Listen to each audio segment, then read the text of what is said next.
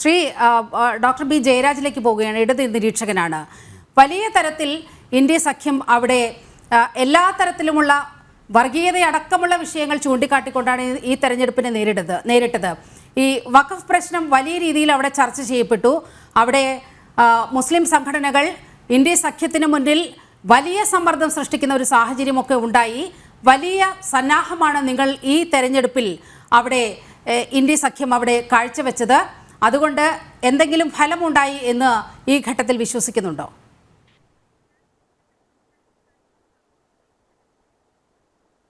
തീർച്ചയായിട്ടും. കാര്യം ഞാൻ സർവേ ഫലങ്ങളെ പൂർണ്ണമായിട്ടും ചില സർവേ ഫലങ്ങൾ, അതായത് ആക്സിസ് സർവേ ഒഴിച്ചുള്ള മുഴുവൻ സർവേയിലും പ്രൊജക്റ്റ് ചെയ്യുന്നതെന്ന് വെച്ച് കഴിഞ്ഞാൽ 2 സ്ഥലത്തും BJP വിജയിക്കുമെന്നാണ്.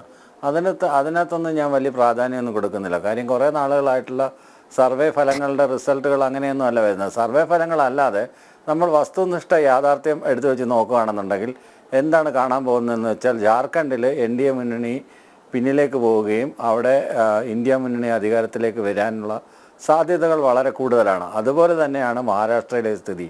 മഹാരാഷ്ട്രയിലെ സ്ഥിതിക്ക് ഒരു വ്യത്യാസമുണ്ട്. എന്താണെന്ന് വെച്ച് കഴിഞ്ഞാൽ, നേരിയ ഭൂരിപക്ഷത്തിലായിരിക്കും ഇന്ത്യ മുന്നണി വരുന്നത്. ആ നേരിയ ഭൂരിപക്ഷം ഉണ്ടായിക്കഴിഞ്ഞാൽ BJPയിൽ നിന്ന് മാറി വന്ന കുറേ ആളുകൾ, സീറ്റ് മോഹികളായിട്ടുള്ള കുറേ ആളുകൾ കോൺഗ്രസ്സിലുണ്ട്. അത്തരം ആളുകളെ പെട്ടെന്ന് അവിടെ ഒരു കുതിര കച്ചവടം നടക്കാനുള്ള സാധ്യത വളരെ കൂടുതലാണ്. റിസോർട്ട് പൊളിറ്റിക്സൊക്കെ ഇനി നമ്മൾ കാണാൻ പോകുന്നതേ ഉള്ളൂ. അതുകൊണ്ട് ഇപ്പോൾ BJPക്ക് ഹാർഡ് വർക്കും ഹോംവർക്കും മാത്രമല്ല, സ്മാർട്ട് വർക്കും നന്നായിട്ട് അറിയാം. സ്മാർട്ട് വർക്കിൽ പെട്ടതാണ് ഈ റിസോർട്ട് പൊളിറ്റിക്സ്. ആളുകൾ ഗോവയിലൊക്കെ നമുക്ക് മുഴുവൻ വിലക്ക് മേടിച്ചാൽ അറിയാമല്ലോ. അതുപോലെയുള്ള സാധ്യതകളൊക്കെയാണ് അവിടെ തുറന്നിടുന്നത്. അതിനി വരും ദിനങ്ങളിൽ നമ്മൾ കാണാൻ പോകുന്നതേ ഉള്ളൂ. പക്ഷേ അവിടുത്തെ യാഥാർത്ഥ്യ ഇൻഫിൽട്രേഷൻ എന്ന് പറയുന്നത് ബംഗ്ലാദേശുമായിട്ട് നമുക്കൊരു ഓപ്പൺ ഡോർ പോളിസി ഉണ്ട്. അതുകൊണ്ടാണ് ഇൻഫിൽട്രേഷൻ്റെ വിഷയത്തിൽ ജാർഖണ്ഡിൽ ഇത്തവണ BJP നടത്തിയൊരു മൂവ് എന്താണെന്ന് വെച്ച് കഴിഞ്ഞാൽ, അവിടെ ഈ സന്താൾ ഗോത്രവർഗ്ഗക്കാരുടെ ഇടയിൽ സന്താൾ ഗോത്രവർഗ്ഗക്കാരുടെ കൂടെയാണ് തങ്ങളെന്ന് സ്ഥാപിക്കാൻ വേണ്ടി അവിടെ മുണ്ടയുടെ പ്രതിമ സ്ഥാപിക്കുകയും മറ്റു കാര്യങ്ങളും ആ ഒരു ദിനം ആചരിക്കുകയൊക്കെ ചെയ്തു. അതൊരു എന്താണ് അതിന് പറയുന്നത്, സന്താൾ സമരം. ഇപ്പോൾ സന്താൾ സമരം എന്നൊക്കെ പറയുമ്പോൾ സ്വാതന്ത്ര്യ സമരങ്ങൾ ഏറ്റവും ആദ്യത്തെ സമരമായിട്ട് രേഖപ്പെടുത്തുന്നതാണ് സന്താൾ ഗോത്രവർഗത്തിൻ്റെ സമരം. അപ്പോൾ സന്താൾ ഗോത്രവർഗ്ഗക്കാരിൽപ്പെട്ട ഒരാൾ പ്രസിഡൻ്റായിട്ട് വയ്ക്കുക, പിന്നെ സന്താൾ ഗോത്രവർഗ്ഗങ്ങളുടെ ഇടയിൽ ഒരു പ്രവർത്തനം നടത്തുക. അങ്ങനെ ജാർഖണ്ഡിലേക്ക് ഒരു പാലം നിർമ്മിക്കുകയായിരുന്നു കുറേ നാളായിട്ട്. അത് ഇന്നലെ തുടങ്ങിയ പ്രവർത്തിയൊന്നുമല്ല, കുറേ നാളായിട്ട് ശ്രമിച്ചുകൊണ്ടിരിക്കുന്നതാണ്.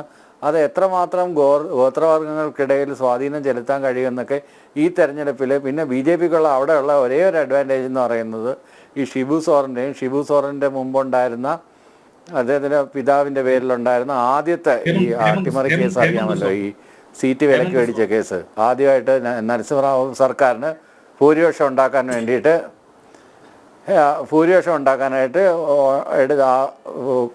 കുതിര കച്ചവടം ആദ്യമായിട്ട് നടത്തി, ഇന്ത്യൻ രാഷ്ട്രീയത്തിൽ ആദ്യമായിട്ട് നടത്തിയപ്പോൾ അന്ന് ഇടതുപക്ഷങ്ങളൊക്കെ ചൂണ്ടിക്കാണിച്ചതാണ് ഇത് ചെയ്യരുതെന്ന്. അത് ചെയ്തത് കൊണ്ട് കോൺഗ്രസ്സിന് കുതിര കച്ചവടം നടത്തി കഴിഞ്ഞാൽ BJP വിമർശിക്കാൻ കഴിയില്ല എന്നൊരു പൊസിഷനിലാണ് എത്തിയിരിക്കുന്നത്. അവർ ശരിക്കും അവരുടെ ഐഡിയോളജിക്കൽ ഫൈറ്റാണ് നടത്തിയിരുന്നെങ്കിൽ, അല്ലാതെ 1, 2, 3, 4 സീറ്റിന് വേണ്ടിയിട്ട് ഇത്തരം കാര്യങ്ങൾ ചെയ്യുന്നത് കൊണ്ടാണ് പിന്നീട് അതൊരു കീഴ്വഴക്കമായി മാറുന്നത്. കോൺഗ്രസിനെ പോലെ ദേശീയ തലത്തിൽ വേരുകളുള്ള ഒരു പാർട്ടി ഒരിക്കലും ചെയ്യാൻ പാടില്ലാത്തതാണെന്ന് അന്നത്തെ കാലത്ത് ഹർകിഷൻ സിംഗ് സുർജിത്ത് അടക്കമുള്ള നേതാക്കന്മാർ ചൂണ്ടിക്കാണിച്ചിരുന്നു. ശ്രീ ഡോക്ടർ ബി ജയരാജ്, ഇപ്പോഴത്തെ സംഭവങ്ങളിലേക്ക് വന്നാൽ അതൊന്നുമല്ല അവിടുത്തെ പ്രശ്നം.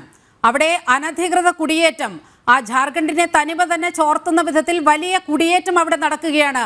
അതിനെതിരെ അതിശക്തമായ ക്യാമ്പയിൻ BJP നടത്തി. പ്രകടന പത്രികയിൽ അത് പരിഹരിക്കാനുള്ള എന്തെല്ലാം മാർഗനിർദ്ദേശങ്ങളുണ്ടോ അതെല്ലാം മുന്നോട്ട് വെക്കുകയും ചെയ്തിട്ടുണ്ട്.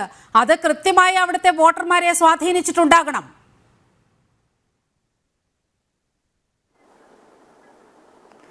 തീർച്ചയായിട്ടും. കുടിയേറ്റം മാത്രമല്ല അവിടുത്തെ പ്രശ്നം. ബംഗാളിൽ നിന്നുള്ള തൊഴിലാളികൾ ധാരാളമായിട്ട് അവിടെ വരുന്നുണ്ട്. ബംഗ്ലാദേശി തൊഴിലാളികളും ധാരാളമായിട്ട് വരുന്നുണ്ട്. എവിടെയാണോ കൂടുതൽ അവർക്ക് സാധ്യതയുള്ളത് കേരളത്തിലും വരുന്നുണ്ടല്ലോ. കാര്യം മുമ്പ് തന്നെ നമുക്കറിയാം, കേരളത്തിൽ നിന്ന് പല സംസ്ഥാനങ്ങൾ, ഇപ്പോൾ മഹാരാഷ്ട്രയിൽ പോയപ്പം ഈ ശിവസേന അടക്കമുള്ള ആളുകൾ അവിടുത്തെ മലയാളികളായിട്ടുള്ള തൊഴിലാളികളെ അടിച്ചോടിക്കുന്ന, അവിടെ കരിക്കച്ചവടക്കാരനെ മണ്ണിൻ്റെ മക്കൾ വാദം ഉന്നയിച്ചുകൊണ്ടാണല്ലോ ശിവസേന പോലൊരു പാർട്ടി ഉണ്ടായത് തന്നെ. അതിൻ്റെ ചരിത്രം എടുത്ത് പരിശോധിക്കുകയാണ്. കേരളത്തിൽ നിന്ന് ആസാമിലേക്ക് പണിക്കാർ പോയിട്ടുണ്ട്. ആസാം പണിക്കാരെന്നാണ്. അതുകൊണ്ട് ഒരു സംസ്ഥാനത്ത് നിന്ന് വേറെ സംസ്ഥാനത്തേക്ക് അല്ലെങ്കിൽ ഒരു രാജ്യത്ത് നിന്ന് വേറൊരു രാജ്യത്തേക്ക് വർക്കേഴ്സ് കുടിയേറുന്നതിനെ ഒരു വലിയ തെറ്റായിട്ടൊന്നും കാണാൻ പറ്റില്ല. കൂടുതൽ വർക്കുള്ള സ്ഥലത്ത്, മെച്ചപ്പെട്ട വേതനം കിട്ടുന്ന സ്ഥലത്ത്, സോഷ്യൽ സെക്യൂരിറ്റി ഉള്ള സ്ഥലത്തേക്കൊക്കെ ആളുകൾ കുടിയേറും. കൂടുതൽ കൺസ്ട്രക്ഷൻ ആക്ടിവിറ്റീസ് നടക്കുന്ന സ്ഥലത്ത് ഒക്കെ ഈ പറഞ്ഞ സെമി സ്കിൽഡ് അല്ലെങ്കിൽ അൺസ്കിൽഡ് ആയിട്ടുള്ള ലേബേഴ്സ് കുടിയേറാനുള്ള സാധ്യത വളരെ കൂടുതലാണ്. അത്തരത്തിലുള്ള ഒരു കുടിയേറ്റമായിട്ടാണ് അതിനെ കാണുന്നത്. അല്ലാതെ ബംഗ്ലാദേശിൽ നിന്ന് ഗേറ്റ് തുറന്നിട്ട് മുഴുവൻ ആളുകളും ബംഗാളികൾ വന്നിട്ട് ജാർഖണ്ഡിൽ പ്രശ്നം ഉണ്ടാക്കുന്നതെന്നൊന്നും അതിനെ ന്യൂനീകരിക്കുന്നതിനായിട്ട് ഒരർത്ഥമില്ല. പക്ഷേ ചർച്ച ചെയ്യാം. ജാർഖണ്ഡിനെ ബാധിച്ചിരിക്കുന്ന പ്രശ്നങ്ങൾ എന്താണെന്ന് നമുക്ക് അടുത്ത ഘട്ടത്തിലൊക്കെ ചർച്ച ചെയ്യാം.